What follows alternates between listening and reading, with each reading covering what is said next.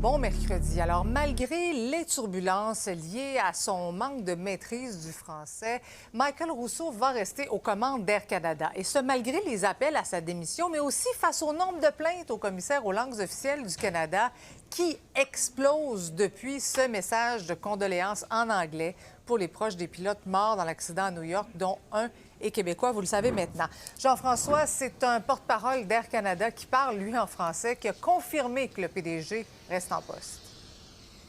Voilà, il reste en poste. Il explique également pour quelles raisons on y est allé d'un message uniquement en anglais. Il dit que c'est pour une question de rapidité. Malgré ses efforts, il dit également que sa maîtrise du français ne lui permet pas de transmettre dans cette langue un message aussi délicat qu'il le souhaiterait. C'est pourquoi nous avons eu recours au sous-titrage afin que chacun puisse recevoir son message directement. Mais évidemment, ça fait réagir beaucoup ici à l'Assemblée nationale. Donc, le gouvernement Legault, Québec solidaire demande à ce qu'il perde son travail, à ce qu'il démissionne ou soit démissionné, si on veut. Le Parti libéral ne va pas si loin en disant que c'est une entreprise privée, mais du côté du Parti québécois, on semble même avoir abandonné dans le cas de Michael Rousseau, qui a dit pourtant il y a 5 ans qu'il allait apprendre le français.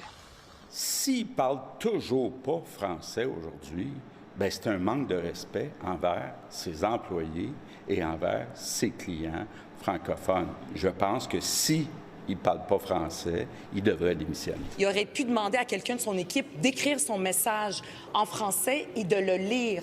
Il n'a même pas fait ça. C'est un mépris total. Moi, je demande à cet homme-là de donner sa démission. Combien de fois on s'est indigné dans les dernières années sur le cas de M. Rousseau? La réponse, c'est 5 fois.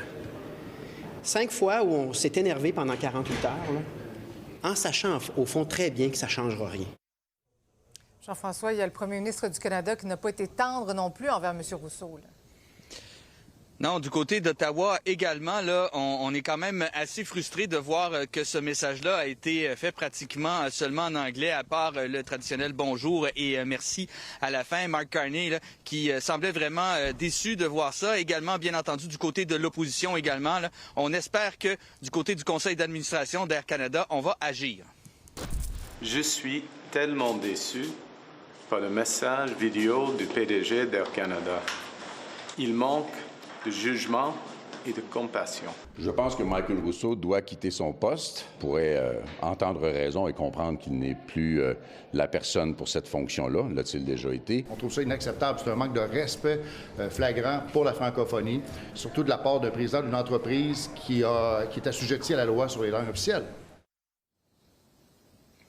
Pour ce qui est de Michael Rousseau, bien, il a été donc mandaté pour passer devant le comité des langues officielles à Ottawa. Cependant, ça pourrait prendre quand même quelques temps. On dit que ce sera avant le 1er mai, mais d'ici là, bien, on verra si le conseil d'administration d'Air Canada va finalement avoir pris une décision concernant le statut de son PDG. Merci beaucoup, Jean-François.